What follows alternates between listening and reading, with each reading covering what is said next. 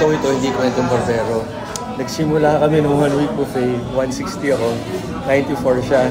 Ngayon ang last day namin, pang 70, anong timbang mo mahal? 93. So nag-lose siya ng 1 pound. Ako, from 160, hulaan niyo pa ilan? Sabihin mo lang. 178 pounds. So from 8% body fat, ngayon naglalaro ako from 12 to 15% body fat.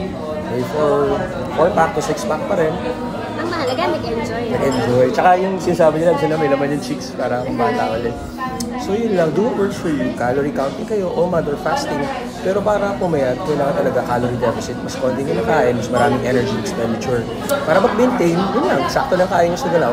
Para mag-gain ng weight, mas marami, calorie surplus ang tawag doon. Yan, proper form, proper breathing. Ako, may surpresa kami sa inyo mamaya. Eto na. Tama kayo, mali kami?